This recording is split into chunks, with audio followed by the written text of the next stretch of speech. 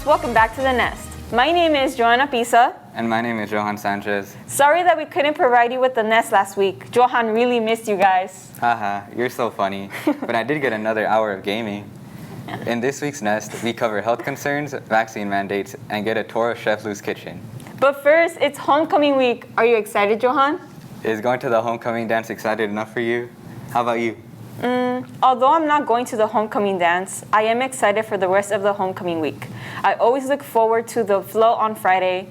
Let us take a closer look into what ASB has for a homecoming.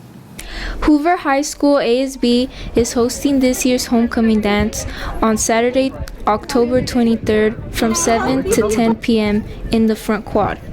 Many high schools have canceled homecoming dances because of COVID-19. However, Hoover has decided to host a dance with a couple safety measures to allow the dance to continue.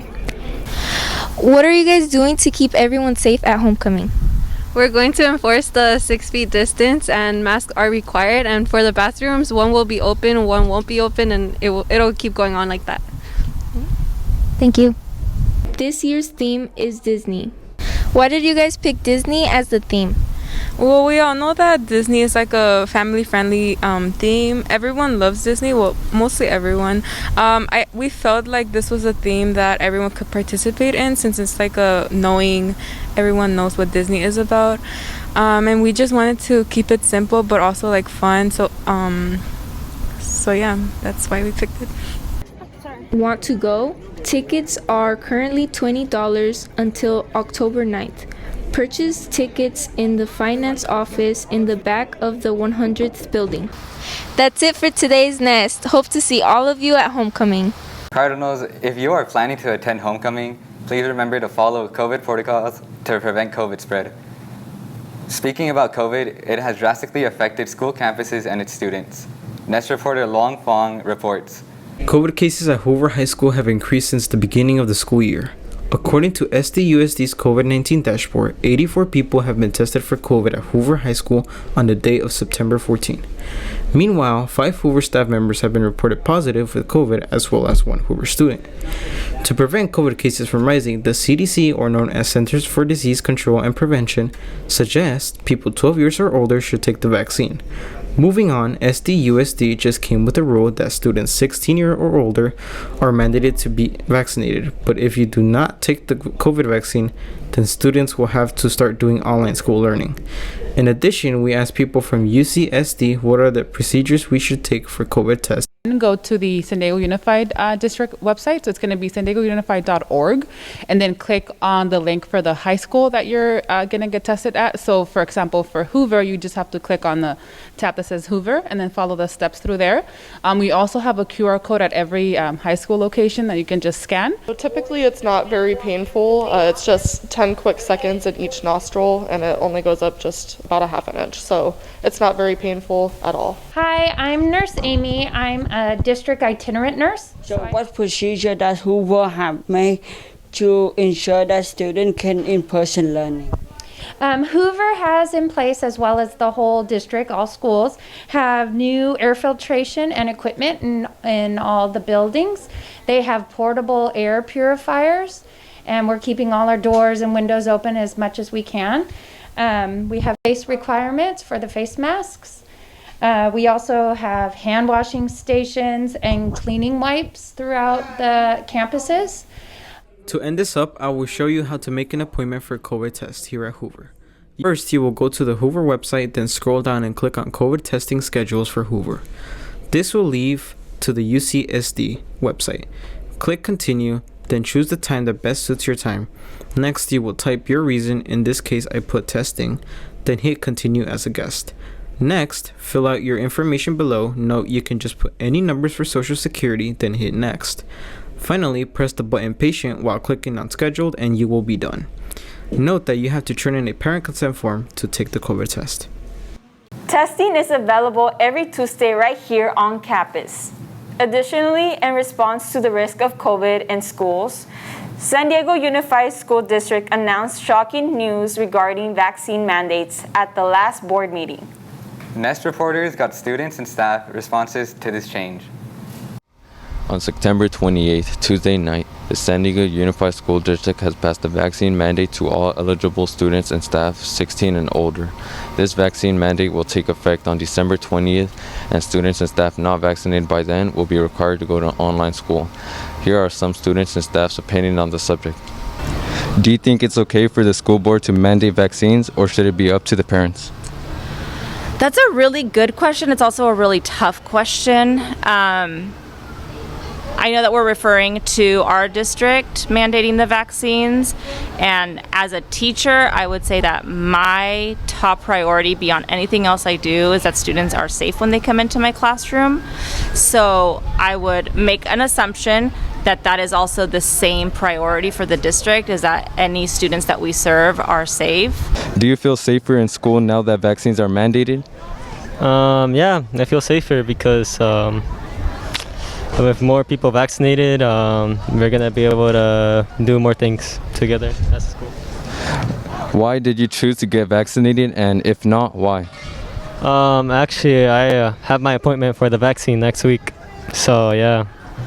And the reason I did that is because I want to come to school. Do you think it's okay for the school board to mandate vaccines, or should it be up to the parents? I absolutely was a proponent for mandated vaccines. Our number one priority is the safety of all of you, and we think that will be the best and quickest course of action to do that. Choose to get your child vaccinated or keep them in online class? Currently, mine can't be because he's 2, but as soon as that's available, I will definitely be getting him vaccinated. I have complete faith in the researchers and scientists that manufactured the vaccine. Do you feel safer in school now that vaccines are mandated? I have mixed feelings on how I feel safe, because with the new Delta variant, there could be possible infectees. So I don't really feel that safe, but a little bit, since hopefully everyone's vaccinated. What are your thoughts on the vaccine? Personally, I think it could be anybody's opinion, and they could choose whether they can get it or not. Do you feel safer in school now that vaccines are mandated? Honestly, not really, because we got the mask, so I don't think it really matters. And either way, if you got the vaccine, you can still catch it. Will you choose to be vaccinated, and if not, why? Well, I think I gotta be vaccinated by December, because it's mandated if you want to attend school. Even though I don't want to, I still got to. The San Diego Unified School District has passed a vaccine mandate to all eligible students and staff 16 years of age and older. This mandate will take effect by December 20. While eligible adults can get either the Moderna or Johnson & Johnson, students 16 and younger will need to get the Pfizer vaccine. Make sure to get your first dose of the vaccine by November 29th. In order to continue in-person learning, students 16 and up must get their first COVID dose by November 29 and the second dose by December 20th. For pedestrians, understanding traffic and obeying traffic laws is important for safety on the streets. Let's see how safe the street is according to multiple views. El Cajon Boulevard is one of the busiest streets in the City Heights community. It's important to get informed about the surroundings that our school is located by so we can get there safely, whether it's walking or driving to school.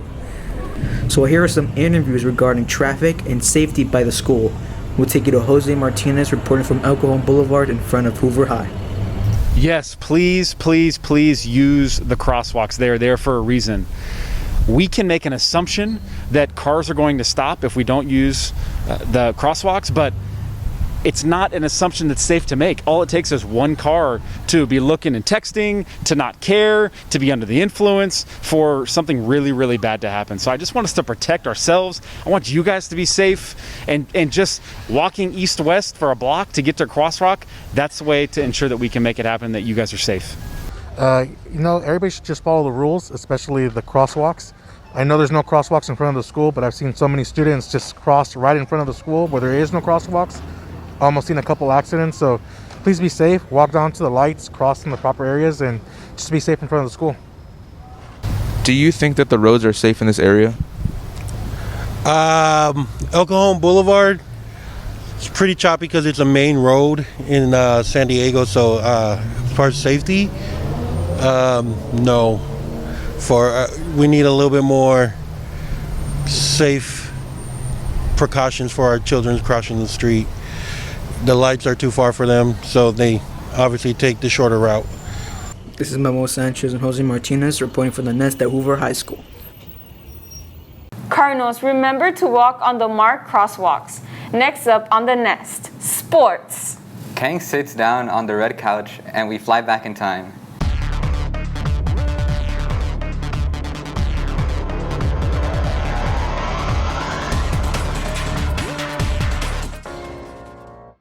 Girls volleyball is having their senior night on the 20th. This will be varsity's last home game, which is when we will celebrate our leaving seniors. Last Friday night, on October 14th, the varsity football team played against Crawford, a classic rivalry game, the Battle of the Boulevards, which resulted in Hoover's win with a score of 20-8, elevating Hoover's record to 3-5. Football's last scheduled home game will be on the 22nd against Kearney at 7 p.m. With the fall seasons ending, the start of winter sport approaches.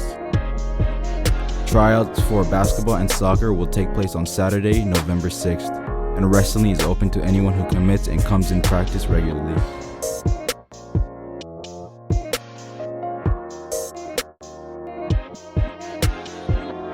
Although the official season for winter and spring sports haven't started yet, most of them offer off-season conditioning, which will get you in shape and give you a head start to learning the sport you want to play.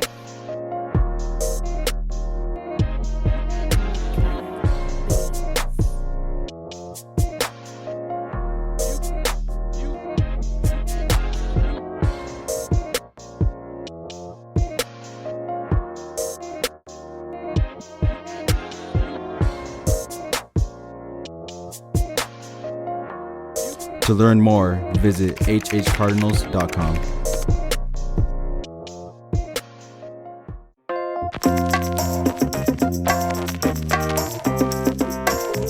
Cardinals, I'm your host for today's Red Couch, Kang, and our guest here today is Miss Mercer. Can you introduce yourself, please? Hi, so my name's Kelly Mercer, and I am the physician assistant that is here on campus at the health center. And what is your role during this pandemic? So I work for La Maestra, which is a community health center, which I'm sure you guys have seen, which is off of Fairmont Avenue. And we provide services where we're doing testing for individuals that think they might be sick. We're providing palliative care for people who feel that that have COVID. My job is to also make sure that just people are healthy in general. So I do treat acute illnesses and chronic illnesses like diabetes, high blood pressure, all that kind of stuff. That sounds pretty awesome. And regarding COVID, how do you feel about the recent vaccine mandate? So the goal is just to make sure that everyone is safe. That's what we want, is for people to be safe on campus, feel that this is a safe space. And from the information from the CDC, that is one of the recommendations, is for everyone to be vaccinated from the age of 16 and up. So I think it's, just one other thing we can do to try and create a safe environment here on campus. So I think it's great. That's nice to know that your thoughts on it are pretty positive. Yeah. And what are some ways that we can do to prevent the spread of COVID? So one, you can always get more information from the CDC website, for the Center for Disease Control, but doing things like getting the vaccine, which has been proven to be safe and really effective. Also washing your hands, wearing a mask like we're doing right now. Making sure that you're staying healthy, being aware of how you're feeling as well. Like if you start to have certain symptoms, if you have a headache, if you're having a cough, you're losing your sense of smell or taste, to go in and get checked, to get that COVID test sooner rather than later, so that you're not bringing it to campus or anywhere else and spreading it. So washing your hands, wearing a mask, trying to stay socially distanced as much as you can as well. And as your role as a physician assistant, what are some services that you can provide? So for me personally, I do family practice. You can work in any discipline of medicine, though, as a physician assistant. So you can do surgery and orthopedic surgery. You can do OBGYN. Here on campus, the services that we provide We do well child checks, so like physicals, we do sports physicals. I do sexual health services as well, so different types of birth control, screening for sexually transmitted infections. If you are a La Maestra patient and you got hurt and you need that evaluated, if you hurt your knee, something like that, a rash, we do all kinds of stuff. And if you're ever not certain what we do, please, please, please come to the health center. I see patients from 8 to 12, Monday through Friday, but the girls are there, my MAs, they're there all day, so you can go ask them questions, we can sign you up and get you the help that you need. Well, that's it, Cardinals. Well, thank you for your time. Yeah, no problem. Ms. Mercer, and I hope you have a great day. Thanks, you too.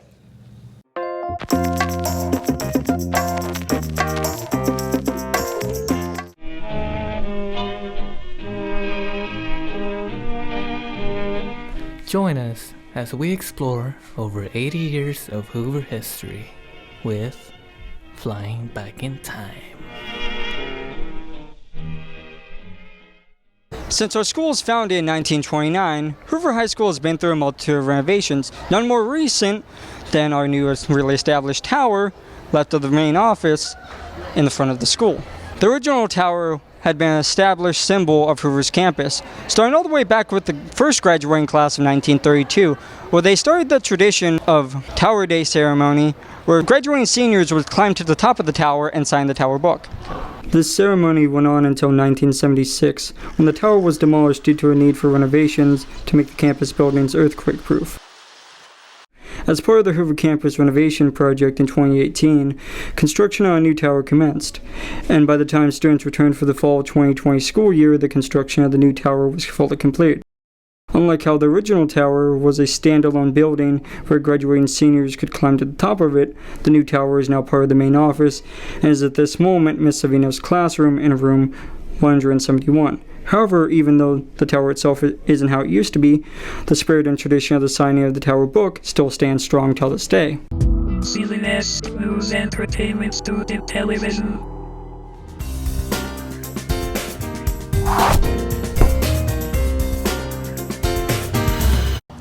Hey, do you remember today's Q&Q? Of course, don't you? No. If you had the chance to date a fictional character, who would it be? Marge from The Simpsons. Android 18. Sayuki. It's probably gotta be Maki from Jujutsu Kaisen. Tom. Johnny from Sing. Danny Phantom. I'm gonna have to go with her. That's just, he's fired. Zuko from the Avatar. I would date Mirai Kurayama from Beyond the Boundary. Wait, I forgot her name. Zuko's sister from Avatar, because I like girls. Wonder Woman. Cinderella. Say Gaston from Beauty and the Beast. I would say Buster from Arthur. Spider-Man. Eugene from Tangled.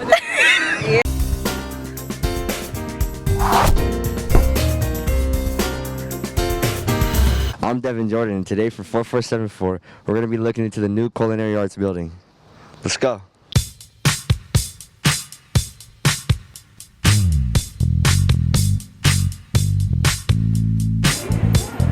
So we have here today, I'm Tina Lou, the kids call me Chef Lou. and she's going to be showing us around the kitchen. You've got the classroom behind you. We're walking into the main kitchen now. I feel really privileged to have this kitchen to be able to share with the students because this is a real commercial kitchen. This is where the kids would put their mise en place, so their prepped foods, all the different vegetables, salads, lettuces, maybe their dressings, that kind of stuff, so that it's an easy access so that they can make salads and sandwiches off the cold line. So this would be the cold line. Real world. What do we have over here? We've got the hot line over here. So main stove, so we got the grill La Plancha over there. But this is the hot line. So both these are the hot lines. We've got 6 burner ranges in 4 corners, so 2 teams can work simultaneously. We've got La Plancha, which is awesome. This is where we will do a lot of the griddled items, grilled cheese sandwiches, Cuban sandwiches. We can actually even do the entire breakfast menu, eggs, bacon, that kind of stuff, hash browns, right on La Plancha. Dishes here, because sanitation is so important. One of my favorite pieces of equipment is this guy right here. This is our wok burner. It'll take it upwards of temperatures 800, 900 degrees. So very fast, quick stir frying. Here is pastry, right here. This is pastry layer. And This is where the magic happens. it is where the magic happens. This is where they'll do the prep, and that's the kitchen. This is as important as the kitchen for me because it's the foundation of the information, right? So even though you're looking at a recipe and you're doing your hand skills, we got to be thinking about vocabulary. We got to be thinking about math. We got to be thinking about the science and the chemistry of all of this magic happenings. We're gonna try one of Judah's cookies you got here. Oh, it's pretty soft. I thought it was gonna be hard.